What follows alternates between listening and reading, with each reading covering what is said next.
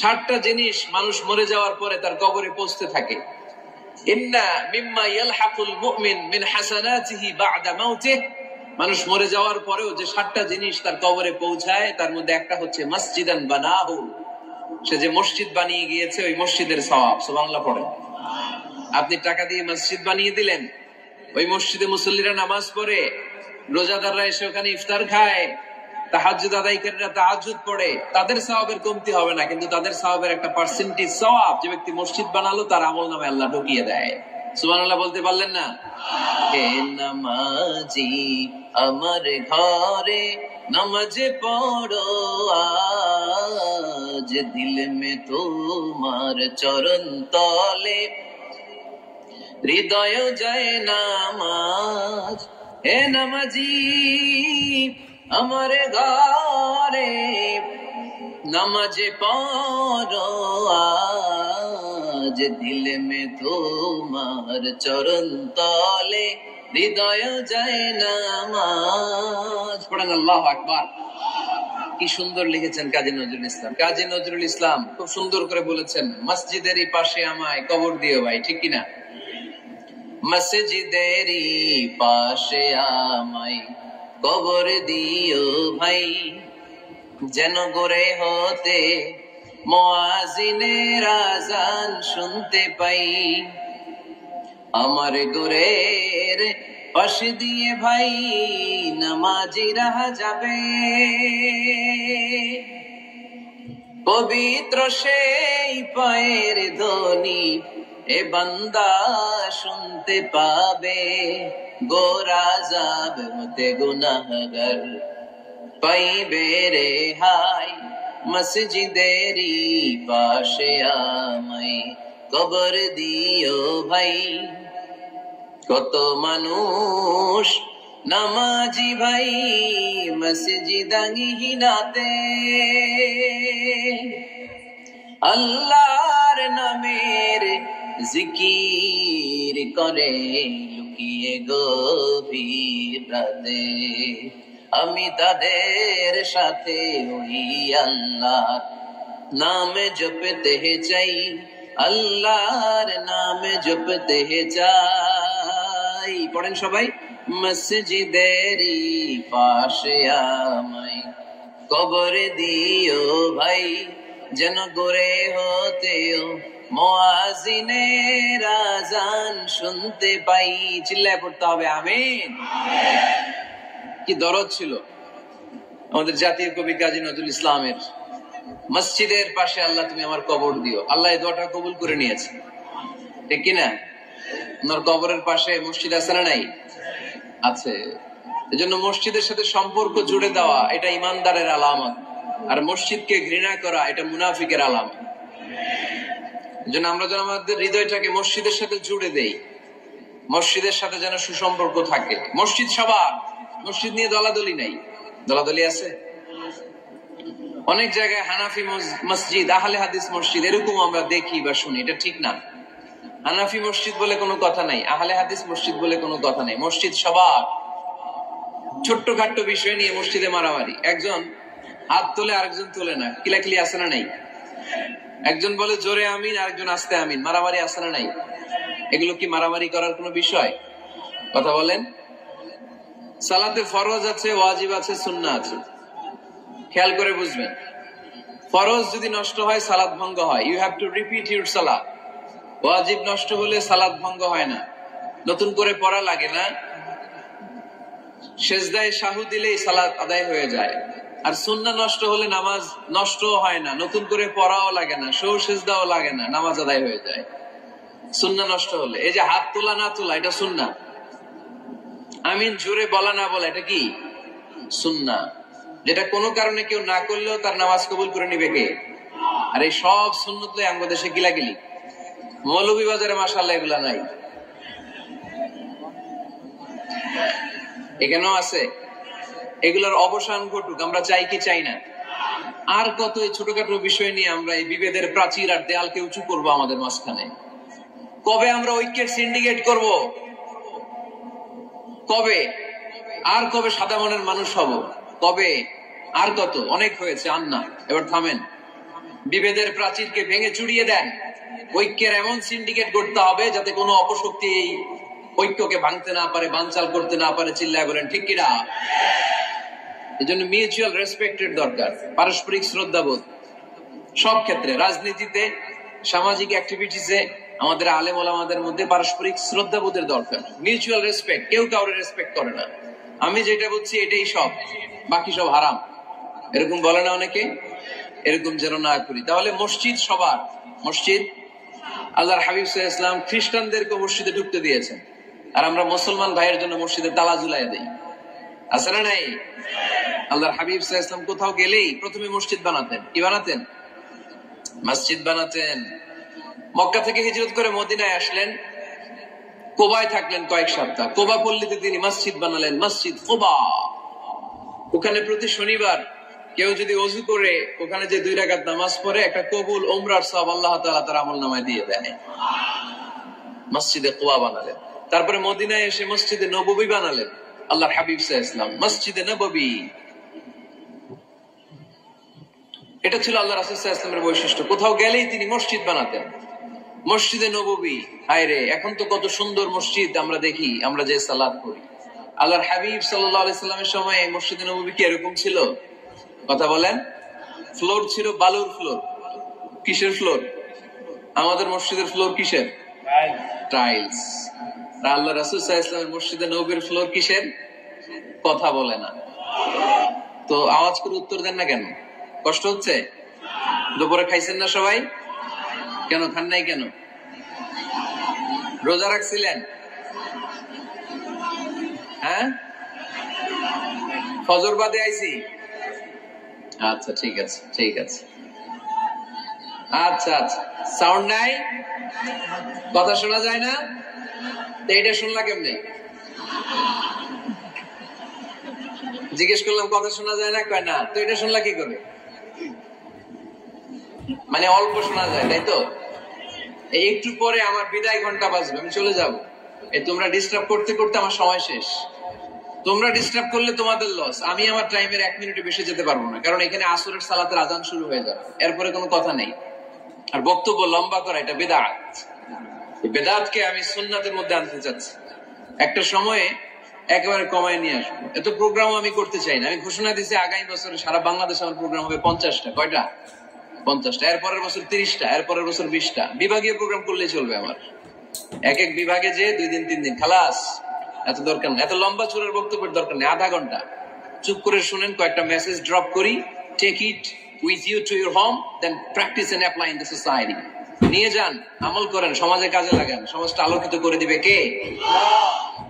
খুতাবুকুম তাবিলা সালাওয়াতুকুম কাসীরা। আল্লাহর হাবিব সাল্লাল্লাহু আলাইহি ওয়াসাল্লাম বললেন, কিয়ামতের একটা আলামত, কিয়ামতের আগে তোমাদের বক্তব্য হয়ে যাবে লম্বা, সালাত হয়ে যাবে খাটো। সালাতের পরে তাসবিহ পড়তে চায় না লোকজন, ব্যস্ত, মহা ব্যস্ত, সুপার বিজি। কোত্থেকে আসলে এই ব্যস্ততা? আপনি রবের সাথে মুনাজাত, না যাই ইউনাজি মুনাজাত, আপনার রবের সাথে একাকী নীরবে কথা বলতে মনে চায় না আপনার? এত তাড়াহুড়ো কিসে? ধীর স্থির হন, একটু স্থির হন, একটু মনোদৈহিক প্রশান্তি অর্জনের চেষ্টা করেন। সব সময় ব্যস্ত, ধাক্কাধাক্কি, উচ্ছৃঙ্খলা, এগুলো আমাদেরকে শেষ করে দিয়েছে। এজন্য লম্বা চোরা বক্তব্য ঠিক না। বক্তব্য শুনতে আমাদের ভালো লাগে, আমল করতে ভালো লাগে না। বক্তব্যটা শেষেই সিগারেট ধরায়, আছে না নাই? মাহফিল শেষেই বিড়ি ধরায়, কয় চমৎকার ওয়াজ করছে হুজুরে। ওয়াজটা সেরকম হয়েছে, অনেক কণ্ঠ সুন্দর হুজুরের। এতদিন ইউটিউবে দেখছি, আজকে সরাসরি দেখেছি, আছে না নাই? তো কি লাভ হয়েছে? লাভটা হয়েছে কি? এই যে মাহফিল শেষে বিড়িটা ধরাইলেন আর গেলেন, কোনো লাভ হয় নাই। এগুলো থেকে বেরিয়ে আসতে হবে। বছরের পর বছর আমাদেরকে শিখানো হয়েছে একভাবে, কেউ এই পরিবর্তনের আওয়াজ তোলে নাই। আওয়াজ আপনাকে তুলতে হবে। আওয়াজ তোলার জন্য এত মানুষ লাগে না, আপনি একাই যথেষ্ট। আপনি দাঁড়ান না সামনে, দেখবেন আপনার সামনে কেউ টিকে থাকতে পারবে না, ঠিক কিনা? কিন্তু আপনার শক্ত সিদ্ধান্ত লাগবে, পরিবর্তনের জন্য শক্ত মানসিকতা লাগবে, যে আমি পরিবর্তন করতে চাই। We have to change. যুগ জামানা পাল্টে দিতে চাই না অনেকজন। এক মানুষই আনতে পারে জাতির জাগরণ। এক মানুষই বিপদকালে বাঁচায় কাফেলায়, ক্ষুদ্র ডিঙ্গি বাঁচায় জাহাজ অসীম দরিয়ায়। এজন্য আপনার শক্ত সিদ্ধান্ত পারে আপনার মৌলভীবাজারটাকে দেশের শ্রেষ্ঠ জেলা, শ্রেষ্ঠ থানা হিসেবে আল্লাহর কাছে কবুল করতে, ঠিক কিনা? এই জন্য লম্বা চূড়া আলোচনা ঠিক না। ছোটখাটো অল্প কয়েকটা মেসেজ নিয়ে যেতে পারলেই that's enough. One of the minor signs before the day of judgment, your Islamic lectures will be very longer. And your salah 5 times a day will be shorter. কিয়ামতের আগে বক্তব্য লম্বা, নামাজ খাটো, তাসবিহ পড়ে না, ব্যস্ত, মহাব্যস্ত। এই মহাব্যস্ততা ছাড়েন, কোরআন সুন্নাহর দিকে ফিরে আসেন। বরকত দিবে কে? বিশ্বনবীর মসজিদে নববীর ফ্লোর বালুর ফ্লোর ছিল, আমাদের ফ্লোর টাইলস। আল্লাহর হাবিব সাল্লাল্লাহু আলাইহি ওয়াসাল্লামের মসজিদে বালি নিচে, এই বালিতে নামাজ পড়তেন। বৃষ্টি হলে কাদামাটি হয়ে যেত, কাদামাটিতেই সেজদা করতেন। সেজদা করলে কাদার মাটি আল্লাহর হাবিব সাল্লাল্লাহু আলাইহি ওয়াসাল্লামের নাকে আর কপালে লেগে যেত। তিনি সালাম ফিরিয়ে সাহাবাদের দিকে মুখ ফিরিয়ে বসলে দেখতেন প্রতিটা সাহাবীর নাকে আর কপালে কাদার মাটি মিশে আছে। তার মানে প্রিয় নবী সাল্লাল্লাহু আলাইহি ওয়াসাল্লামের মসজিদে নববী ছিল কাঁচা, কিন্তু মুসল্লি ছিল পাকা।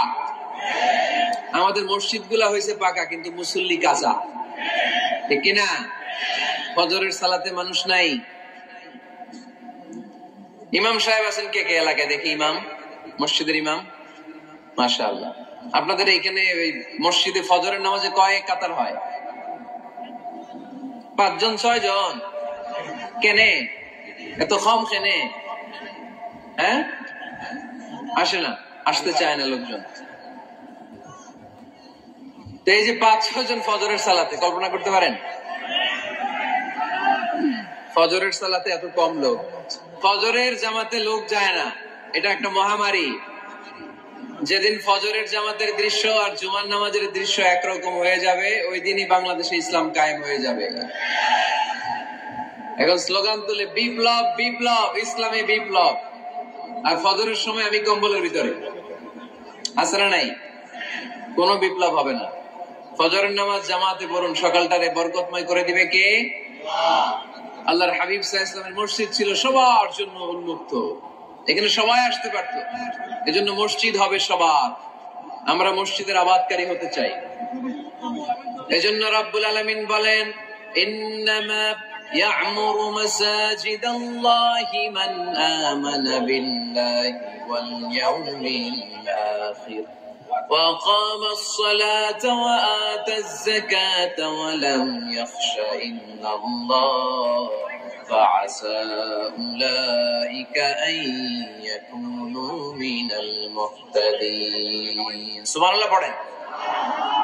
রব্বুল আলামিন বললেন মসজিদের আবাদকারী হবে তারা যারা আল্লাহর প্রতি ঈমান আনে, আখিরাতের প্রতি ঈমান আনে, যারা সালাত কায়েম করে, যারা যাকাত আদায় করে, যারা দুনিয়ার কাউকে ভয় পায় না, ভয় পায় একজনকে। চিল্লায় বলেন তিনি কে?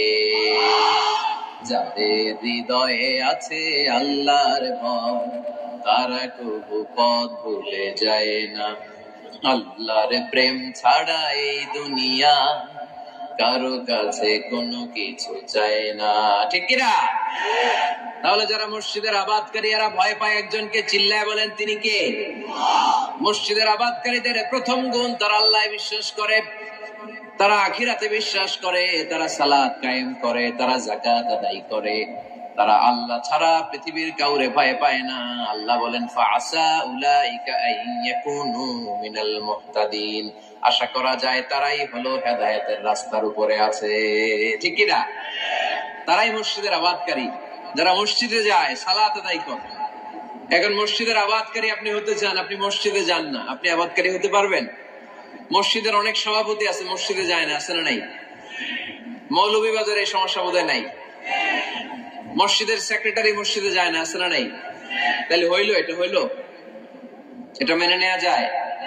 এই জন্য সভাপতি সাহেবরা, আপনি কষ্ট করে মসজিদ বানিয়েছেন, মসজিদে যাবেন। সভাপতি সাহেব আপনি মসজিদে যাবেন, সেক্রেটারি সাহেব আপনি মসজিদে যাবেন, তাহলে আপনি সঠিক মসজিদের আবাদকারী হবেন, ঠিক কিনা? আমরা মসজিদের আবাদকারী হতে চাই, ইনশাআল্লাহ। পড়েন উমরানুল মাসাজিদ। মসজিদের আবাদ কি করে করতে হয়? মসজিদ আবাদ করার 1 নাম্বার মাধ্যম হচ্ছে মসজিদ নির্মাণ করা। কি করা? নির্মাণ করা। খেয়াল করবেন, আল্লাহর হাবিব সাল্লাল্লাহু আলাইহি ওয়াসাল্লাম বলেছেন, মান বানা মসজিদান মিন মালিহি ফিদ দুনিয়া বানাল্লাহু লাহু বাইতান ফিল জান্নাহ। যে ব্যক্তি নিজের পকেটের টাকা খরচ করে দুনিয়াতে মসজিদ বানায়, আল্লাহ তাআলা তার জন্য জান্নাতে ঘর বানায়। 60টা জিনিস মানুষ মরে যাওয়ার পরে তার কবরে পৌঁছতে থাকে। ইন্না মিম্মা ইয়ালহাকুল মুমিন মিন হাসানাতিহি বা'দা মাউতিহি, মানুষ মরে যাওয়ার পরেও যে 60টা জিনিস তার কবরে পৌঁছায় তার মধ্যে একটা হচ্ছে মসজিদান বানাহু, সে যে মসজিদ বানিয়ে গিয়েছে ওই মসজিদের সওয়াব। সুবহানাল্লাহ পড়ে। আপনি টাকা দিয়ে মসজিদ বানিয়ে দিলেন, ওই মসজিদে মুসল্লিরা নামাজ পড়ে, রোজাদাররা এসে ওখানে ইফতার খায়, তাহাজ্জুদ আদায়কারীরা তাহাজ্জুদ পড়ে, তাদের সওয়াবের কমতি হবে না, কিন্তু তাদের সওয়াবের একটা পার্সেন্টেজ সওয়াব যে ব্যক্তি মসজিদ বানালো তার আমলনামে আল্লাহ ঢুকিয়ে দেয়। এজন্য বেশি বেশি মসজিদ বানাতে রাজি আছেন তো? তাহলে মসজিদ আবাদ করার প্রথম মাধ্যম হচ্ছে মসজিদ বানানো। 2 নম্বর মাধ্যম হচ্ছে মসজিদে যে জামাতে সালাত আদায় করা। জামাতে সালাতুল জামাআ তাফদুলু সালাতাল ফাযি বি27 দারাজা। ঘরে নামাজ পড়লে একা একা পড়লে যেই সওয়াব, জামাতে পড়লে 27 গুণ বেশি সওয়াব। সুবহানাল্লাহ বলতে পারলেন না? হে নামাজি আমার ঘরে নামাজ পড়ো আজ, দিল মে তোমার চরণ তলে হৃদয় যায় নামাজ। হে নামাজি আমার ঘরে নামাজ পড়ো আজ, দিল মে তোমার চরণ তলে হৃদয় যায় নামাজ। পড়েন আল্লাহু আকবার। কি সুন্দর লিখেছেন কাজী নজরুল ইসলাম। মসজিদ কেমন যেন মসজিদ তার নিজের ভাষায় আল্লাহর কাছে কেঁদে কেঁদে ফরিয়াদ জানায়, আল্লাহ নামাজিরা আমার ঘরে আসে না, কি সুন্দর টাইলস, কি সুন্দর মুসল্লা, কি সুন্দর এয়ার কন্ডিশন, সব আছে কিন্তু মুসল্লি নাই, ঠিক কিনা? মসজিদগুলো আল্লাহর কাছে ফরিয়াদ জানায়। এজন্য আমরা যেন মসজিদ মুখী হই। কি মুখী? আওয়াজ করে বলতে হবে, কি মুখী? মসজিদ মুখী। তাহলে মসজিদ আবাদের 1 নম্বর পদ্ধতি মসজিদ বানান। 2 নম্বর মসজিদে বেশি বেশি যে জামাতে সালাত আদায় করা। 3 নম্বরে মসজিদের সাথে সম্পর্ক জুড়ে দেওয়া, হৃদয়টা যেন সবসময় মসজিদের সাথে লেগে থাকে। আল্লাহর হাবিব সাল্লাল্লাহু আলাইহি ওয়াসাল্লাম বললেন, সাবআতুন ইউযিল্লুহুমুল্লাহু ফি যিল্লি ইয়াওমা লা যিল্লা ইল্লা যিল্লু। 7 শ্রেণীর ব্যক্তিকে আল্লাহ তাআলা কিয়ামতের দিন আরশের নিচে ছায়া দিবে, যেদিন আল্লাহর আরশের ছায়া ছাড়া কোনো ছায়া পৃথিবীতে থাকবে না। সেই দিনটা কি এই দিনের মতো? কিয়ামতের দিনটা আজকের এই দিনের মতো হবে? 50,000 বছর হবে। এটা লেন্থ, এটা ডিউরেশন। কাআন সাফসাফা লা তারা ফিহা ইওয়াজা ওয়ালা আমতা, লেভেল প্লেইং ফিল্ড, তামার জমিন। একটু কল্পনা করেন তো ওই দিনটা কত ভয়ঙ্কর। বাবা ছেলেরে চিনবে না ওই দিন, ছেলে বাবারে চিনবে না, স্ত্রী স্বামীকে চিনবে না, স্বামী স্ত্রীকে চিনবে না, পীর সাহেব মুরিদ চিনবে না, মুরিদ পীর সাহেবকে চিনবে না, নেতা কর্মীকে চিনবে না, কর্মী নেতাকে চিনবে না। হায় হায়, ইয়া নফসি ইয়া নফসি বলে কাঁদবে। সূর্যটা মাথার কাছে চলে আসবে, সূর্যের তাপে মাথার মগজগুলো গলে গলে নাকের ছিদ্র আর কানের ছিদ্র দিয়ে টপ টপ করে বেয়ে বেয়ে পড়বে। তৃষ্ণায় মানুষগুলো পাগল পাড়া, জিহ্বাটা বের হয়ে নাভি পর্যন্ত ঝুলতে থাকবে। সেদিন সবাই পাগলের মতো ছুটতে থাকবে, কোনো ছায়া নাই আল্লাহর আরশের ছায়া ছাড়া।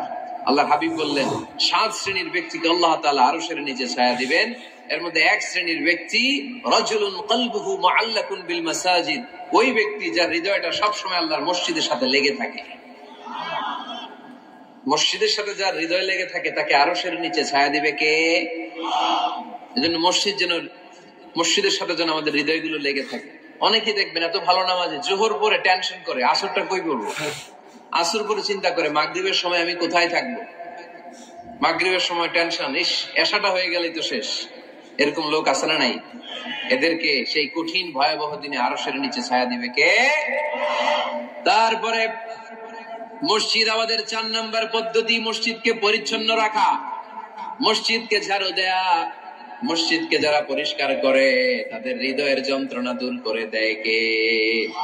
সাইয়েদনা ইব্রাহিম আলাইহিস সালাম এবং ইসমাঈল আলাইহিস সালামকে আল্লাহ তাআলা আদেশ করেছেন, তাহহিরা বাইতিয়া লিত-তাইফিনা ওয়াল আকিফিনা ওয়ার রুকআই সুজুদ। হে ইব্রাহিম ইসমাঈল, বাপ বেটা দুইজন মিলে মসজিদ ঝাড়ু দাও। কি ঝাড়ু দাও?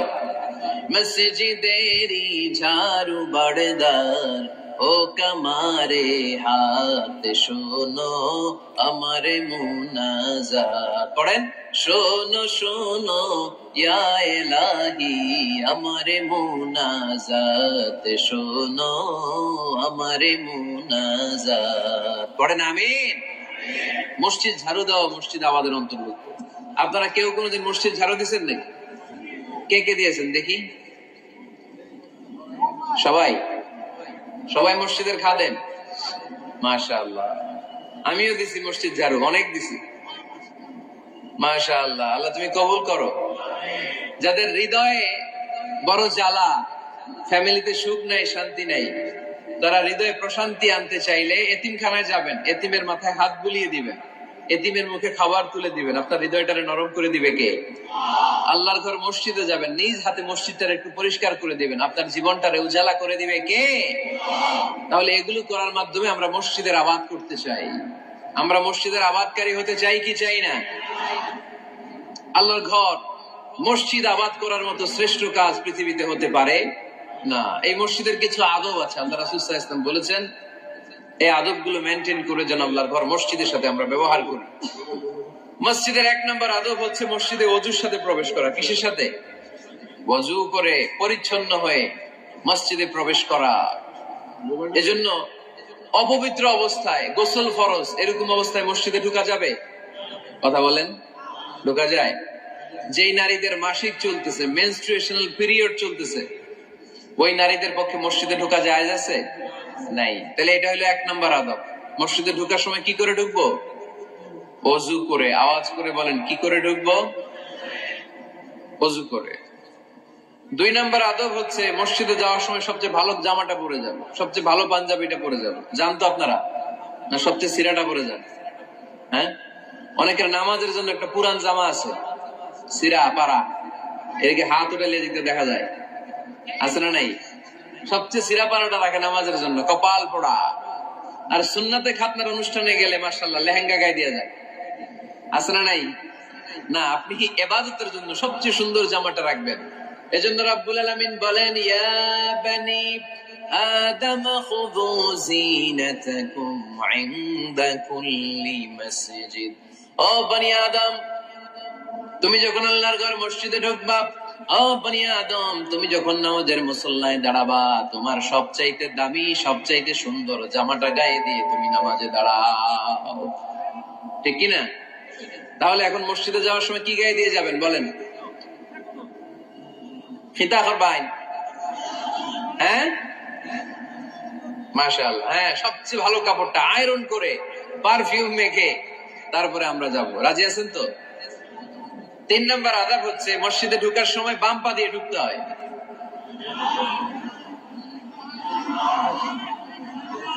কোন পা? আরো জোরে।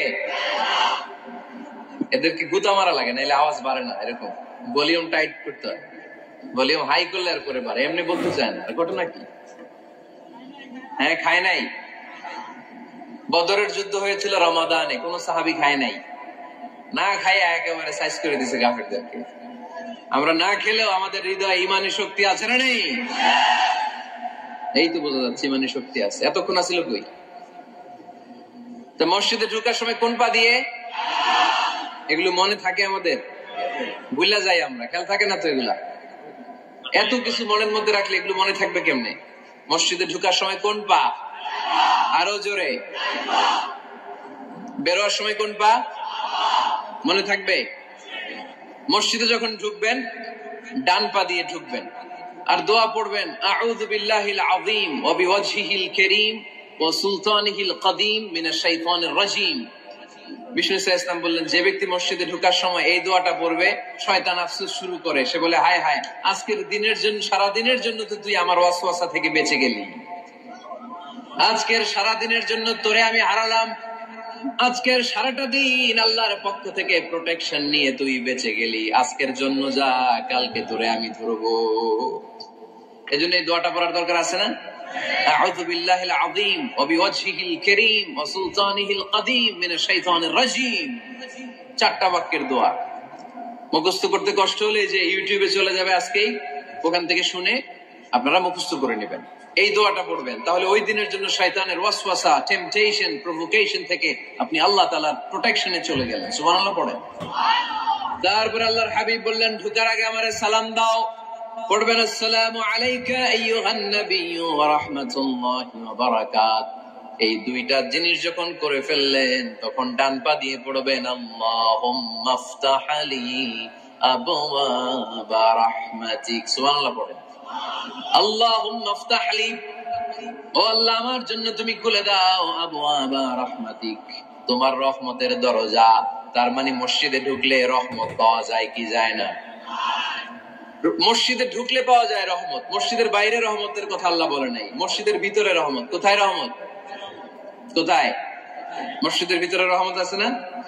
তার প্রমাণ, মসজিদে ঢুকলে শান্তি লাগে কেমন জানি, আর ঘুমে ধরে। মসজিদে ঘুমাইছেন কারা কারা দেখি? সবাই ঘুমাইছেন? আরে আমি কত ঘুমাইছি। জুমার নামাজের সময় যে কি ঘুম আসে, আসে আসে কমন পড়ছে, একেবারে কমন পড়ে গেছে। ঘুম আসে কারণ রহমত, রহমতের ঝিরি ঝিরি বাড়ি ধারা আল্লাহ তাআলা আরশের উপর থেকে নাজিল করতে থাকে। আর এই রহমতের কারণে হৃদয়টা প্রশান্ত হয়ে যায়, অনেকের ঘুমও চলে আসে, ঠিক কিনা? এজন্য আল্লাহুম্মা ইফতাহ লি আবওয়াবা রাহমাতিক, ও আল্লাহ তোমার রহমতের দরজাগুলো আমার জন্য খুলে দাও। এই দোয়া পড়লে রহমতের দরজা খুলে দেয় কে? আবার মসজিদ থেকে যখন বের হবেন তখন কোন পা দিয়ে? জোরে বলেন। বাম পা দিয়ে কি পড়বেন? আল্লাহুম্মা ইন্নী আসআলুকা মিন ফাদলিক, ও আল্লাহ তোমার কাছে আমি তোমার পক্ষ থেকে ফদল চাই, মানে রিজিক চাই। রিজিক দেওয়ার মালিক কে? তার মানে খুব সোজা সাপটা কথা হচ্ছে, মসজিদের ভিতরে পাওয়া যায় রহমত, আর বাইরে পাওয়া যায় ফদল বা রিজিক। বাইরে পাওয়া যায় কি? রিজিক। মসজিদের ভিতরে রিজিক আছে। তার মানে সারাদিন মসজিদে বসে থাকলে রিজিক মিলবে? নামাজের সময় নামাজ পড়তে হবে, কাজের সময় কাজ করতে হবে। এটাই হচ্ছে ইসলামের বিধান। নামাজের সময় নামাজ, কাজের সময়। আমি প্রশ্ন করবো, আওয়াজ করে উত্তর দেন। নামাজের সময়, কাজের সময়, নামাজের সময়, কাজের সময়। এটা মনে থাকবে। এজন্য আল্লাহ বললেন, ফাইদা কুদিয়াতিস সালাতু ফান্তাশিরু ফিল আরদি ওয়াবতাগু মিন ফাদলিল্লাহ। যখন তোমাদের সালাত শেষ হয়ে যায়, আল্লাহর রিজিক অন্বেষণের জন্য আল্লাহর জমিনে তোমরা ছড়িয়ে যাও। নামাজের সময় আসবেন, নামাজ শেষ বের হয়ে যান। ফান্তাশিরু ফিল আরদ, জমিনে ছড়িয়ে পড়ো। নামাজ শেষ, চেয়ারম্যান সাহেব চলে যাবে ইউনিয়ন পরিষদের ভেতরে, ছাত্ররা চলে যাবে হাই স্কুলে, মেম্বার অফ দ্য পার্লামেন্ট চলে যাবে সংসদে, সেনাবাহিনীর লোকেরা চলে যাবে ক্যান্টনমেন্টে, ব্যবসায়ীরা চলে যাবে তাদের বাজারে, সিএনজি ওয়ালারা সিএনজি নিয়ে ব্যবসা শুরু করবে, রাস্তায় নেমে যাবে, চিল্লায় বলেন ঠিক কিনা? এটাই ইসলামের বিধান। নামাজের সময় নামাজ, কাজের সময়। আচ্ছা, তাহলে প্রথম সুন্নাত পেলাম, পবিত্র হয়ে ঢুকবো, ভালো জামা পরে ঢুকবো 2 নাম্বার। 3 নাম্বার, ঢুকার সময় কোন পা? বের হওয়ার সময় 4 নাম্বার, মসজিদে ঢুকে 2 রাকাত। মসজিদে ঢুকে কয় রাকাত পড়েন আপনারা? তাহিয়াতুল মসজিদ। মসজিদে আপনি ওয়েলকাম জানাবেন, ঢুকেই 2 রাকাত পড়বেন, ওযু করলে 2 রাকাত। আল্লাহর হাবিব সাল্লাল্লাহু আলাইহি ওয়াসাল্লাম মসজিদে নববীতে জুমার খুতবা দিচ্ছেন। খুতবা চলাকালীন সময়ে এক সাহাবী এসে মসজিদের মধ্যে বসে পড়লেন। আল্লাহর হাবিব সাল্লাল্লাহু আলাইহি ওয়াসাল্লাম সাহাবীরে বললেন, দাঁড়াও। সাহাবী দাঁড়ালেন। আল্লাহর নবী জিজ্ঞেস করলেন, কেন বসে বললা? 2 রাকাত পড়ছো নাকি? সাহাবী বলে, পড়ি নাই। বিশ্বনবী বললেন, তাহলে তাড়াতাড়ি 2 রাকাত নামাজ পড়ে বসে যাও। সুবহানাল্লাহ পড়ো। 2 রাকাত পড়ো নাই তো পড়ো, দাঁড়াও, তারপরে বসো। দেখেন, খুতবা চলাকালীন সময়ে আমাদের খতিবরা কখনো খুতবা থামায়? কথা বুঝেন নাই? জুমার খুতবা আপনারা শুনেন না? খুতবা চলতেছে, ওই মুহূর্তে ইমাম সাহেবরা কখনো খুতবা থামায়? মাঝখানে কোনো ঝামেলা হলে থামায় না। প্রথম খুতবা শেষ, বসে, তারপরে দ্বিতীয় খুতবা। খুতবার মাঝখানে কোনো থামাথামি নাই। কিন্তু আল্লাহর হাবিব সাল্লাল্লাহু আলাইহি সাল্লাম কেমন খতিব ছিলেন দেখেন। আল্লাহর হাবিব সাল্লাল্লাহু আলাইহি ওয়াসাল্লামের খুতবা দেওয়ার স্টাইল এন্ড অ্যাটিটিউড এবং আমাদের খুতবা দেওয়ার স্টাইল এন্ড অ্যাটিটিউড, আল্লাহ রাসূল সাল্লাল্লাহু আলাইহি ওয়াসাল্লামেরটা কত প্রাণবন্ত ছিল। আল্লাহ রাসূল সাল্লাল্লাহু আলাইহি ওয়াসাল্লাম সোসাইটি ওরিয়েন্টেড একজন পার্সোনালিটি ছিলেন, সমাজের মানুষ কেন্দ্রিক, খুব সামাজিক ছিলেন আল্লাহ রাসূল সাল্লাল্লাহু আলাইহি ওয়াসাল্লাম। তিনি দেখলেন একজন বসে পড়ছে, উনি খুতবা থামায় দিলেন। জুমার খুতবা থামায় বললেন, এই নামাজ পড়ছো না, পড়ো 2 রাকাত পড়ো। আবার খুতবা শুরু করলেন। সুবহানাল্লাহ পড়বেন না? একবার তিনি খুতবা দিচ্ছেন, দেখলেন আল্লাহ রাসূল সাল্লাল্লাহু আলাইহি ওয়াসাল্লামের 2 জন নাতি হাসান আর হুসাইন রাদিয়াল্লাহু তাআলা আনহুমা, ছোট্ট মানুষ, কাতারের ভিতরে ঢুকে কোন সাহাবী টুপি টান দেয়, কারো পাগড়ি ধরে টান দেয়, একজন এদিকে দৌড় দেয়, আরেকজন ওদিকে দৌড় দেয়। মসজিদে একটা ডিস্টার্ব হচ্ছে। আল্লাহর হাবিব সাল্লাল্লাহু আলাইহি ওয়াসাল্লাম খুতবা থামিয়ে দিলেন, মিম্বার থেকে নেমে আসলেন, 2 নাতিকে 2 হাতে ধরলেন, ধরে আস্তে করে জান্নাতের এই 2 সর্দারকে নিয়ে মিম্বারের উপরে দাঁড়ালেন। এই হাতে এই নাতি, ওই হাতে আরেক নাতি। এরপর দাঁড়িয়ে দাঁড়িয়ে তিনি বাকি খুতবা দিলেন। পড়েন সুবহানাল্লাহ। কত প্রাণবন্ত খুতবা। উনিও খুতবা দিতেন, আমরাও খুতবা দেই। আল্লাহর হাবিব সাল্লাল্লাহু আলাইহি ওয়াসাল্লাম খুতবা দিচ্ছেন, এক সাহাবী এসে বলল, ইয়া রাসূলুল্লাহ, মদিনায় দুর্ভিক্ষ, বৃষ্টি নাই, আপনি বৃষ্টির দোয়া করেন। রাসূল সাল্লাল্লাহু আলাইহি ওয়াসাল্লাম খুতবা থামায় দিলেন, থামায় দিয়ে দোয়া শুরু করলেন, আল্লাহুম্মা আসকিনা গায়সান মুগীসান মারিআন মুরিআন নাফিআন গায়রা দার আজিলান গায়রা আজাল। আল্লাহ, উপকারী বৃষ্টি দেন, যে বৃষ্টিতে আমাদের ফসল জন্মাবে, সবুজ ঘাস লতা পাতা জন্মাবে, আমাদের গবাদি পশুর রিজিক বাড়বে, এরকম উপকারী বৃষ্টি আমাদেরকে দিয়ে মদিনাটারে ধন্য করে দেন। বৃষ্টি শুরু হলো। জুমাবার বৃষ্টি, শনি রবি সোম মঙ্গল বুধ বৃহস্পতি শুক্র, টানা 7 দিন বৃষ্টি। এবার বৃষ্টির চোটে মদিনায় বন্যা হয়ে গেছে।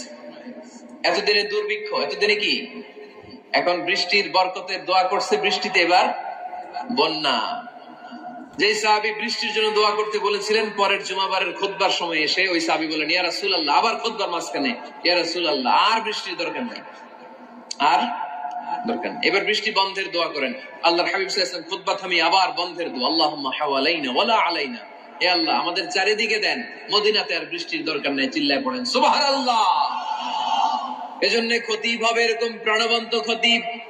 সমাজে কি চলে, কি ক্রাইসিস, কি সংকট, ইয়াংরা কোন সমস্যায় ভোগে, আমাদের রাজনৈতিক অঙ্গনে কি সমস্যা, আমাদের অর্থনৈতিক অঙ্গনে কি সমস্যা, আমাদের সামাজিক অঙ্গনে কি সমস্যা, আমাদের পরিবারগুলোর ভেতরে কি ঝামেলা, প্রত্যেকটা কথা মসজিদের মিম্বার থেকে আসার দরকার আছে না নাই? আল্লাহর হাবিব সাল্লাল্লাহু আলাইহি ওয়াসাল্লাম এভাবেই সমাজকে ঠিক করে দিতেন। 2 রাকাত মসজিদে ঢুকে আজকে থেকে আমরা পড়বো। মসজিদে ঢুকলেই কয় রাকাত মনে থাকবে না ভুলে যাবেন? তারপরে আল্লাহর হাবিব সাল্লাল্লাহু আলাইহি ওয়াসাল্লাম বলেছেন, খবরদার কবরের উপর মসজিদ বানিও না। কবরস্থান একদিকে, মসজিদ আর একদিকে। কিন্তু বাংলাদেশে মসজিদের সাথে কবর মেলানো আছে না নাই? ছোট্ট একটা মসজিদ, কিন্তু এত বড় বাবার কবর আছে না নাই? এগুলো করবেন না আপনি। আগে হবে মসজিদ, পরে কবরস্থান। যেমন মসজিদে নববী হয়েছে আগে, তারপরে বিশ্বনবীর কবর এখানে আছে না নাই? মসজিদে নববী প্রতিষ্ঠিত হয়েছে আগে, পরে বাকি কবরস্থান আছে না নাই? কিন্তু কোন আল্লাহর ওলির কবরস্থানের উপরে যদি মসজিদ বানান, তার উপর লানাত দিয়েছে কে? লাআনা রাসূলুল্লাহ আলাল ইয়াহুদ ওয়ান নাসারা ইত্তাখাযু কুবুর আমবিয়াইহিম মাসাজিদা। আল্লাহর রাসূলের লানত ইহুদি নাসারাদের উপর, কারণ ইহুদি আর নাসারাদের একটা খাসলাত, একটা বৈশিষ্ট্য ছিল, তারা তাদের নবীদের কবরের উপরে মসজিদ বানায় ফেলত। এটা করা যাবে? এজন্য এলাকায় এলাকায় এই ঝামেলা, কবর আর মসজিদ হবে আলাদা। আবার মসজিদের কেবলার দিকে যেন কবরস্থান না হয়, তাহলে শিরক হওয়ার সম্ভাবনা আছে না নাই? খুব সাবধান। আল্লাহ সব মাফ করে, কিন্তু শিরক মাফ করে না, ঠিক কিনা? শিরক হচ্ছে মহাপাপ, সব পাপের বাপ। এজন্য আমরা সব করলেও শিরকের গুনাহ মুসলমান কখনো করতে পারে। এরপর আল্লাহর হাবিব বললেন, মসজিদকে পরিষ্কার পরিচ্ছন্ন রাখো, এটাও মসজিদের আদাব। মসজিদে আতর লাগিয়ে দেন, বাখর জ্বালিয়ে দেন। আপনাদের এই এলাকার মধ্যে তো বাখরের অভাব নাই, আগরের অভাব নাই, ঠিক কিনা? গতকাল প্রোগ্রাম ছিল কই? সুজানগর, আগরের রাজধানী। আগর চিনেননি আপনারা? হ্যাঁ, এই যে দেহনেল উদ পারফিউম, আপনাদের এই যে মাহতাব সাহেবের আল হারামাইন, এরপরে যে আজমল কোম্পানি, এও আপনাদের এই মৌলভীবাজার এলাকার। এরকম অনেক কোম্পানি আছে দুবাই ভিত্তিক, গোটা বিশ্বে ওনারা ব্র্যান্ডিং করেছে। এগুলোর র ম্যাটেরিয়াল, কাঁচামাল যায় হচ্ছে আপনাদের মৌলভীবাজার থেকে। সম্মানিত ভাইয়েরা, মসজিদ পরিষ্কার পরিচ্ছন্ন রাখবেন, এই বাখুর জ্বালাবেন, দেহনেল উদ, এই পারফিউম গুলো ছড়িয়ে দিবেন। মসজিদের মধ্যে অনেক মসজিদের দুর্গন্ধ আছে না নাই? এই কার্পেটের মধ্যে ময়লা, পরিষ্কার করেন। আল্লাহর হাবিব সাল্লাল্লাহু আলাইহি ওয়াসাল্লাম বলেছেন, খবরদার। আম্মা জান আয়েশা বর্ণনা করেন, আমার রাসূলুল্লাহ সাল্লাল্লাহু আলাইহি ওয়াসাল্লাম বিবিনাইল মসজিদ ফি দুয়ার ওয়া আন তুতাইয়াবা ওয়া তুনাযাফ। আমরা যেন এলাকা এলাকায় মসজিদ বানাই, মসজিদগুলোকে যেন পারফিউম দিয়ে, আতর দিয়ে সুগন্ধময় করে দেয়, বিশ্বনবী আদেশ করেছেন। সুবহানাল্লাহ পড়েন। এজন্য কোনো অপরিচ্ছন্ন মসজিদ থাকতে পারবে না, মসজিদের পাশ দিয়ে গেলে আতরের ঘ্রাণে আমোদ হয়ে লোকজন যেন বুঝতে পারে এটা আল্লাহর ঘর, মসজিদ। চিল্লায় বলেন ঠিক কিনা? এরপরে আল্লাহর হাবিব সাল্লাল্লাহু আলাইহি ওয়াসাল্লাম বলেছেন, মসজিদের আরেকটা আদব হলো মসজিদকে অতিমাত্রায় ডিজাইন না করা। বেশি ডিজাইন করা যাবে না। এমন ডিজাইন করা যাবে না যে এটা মসজিদ বোঝাই যায় না। এত লাইটিং ফাইটিং করে, এটা কি মসজিদ না কমিউনিটি সেন্টার বোঝাই যায় না। আছে না নাই? আছে। এরকম যেন আমরা না করি।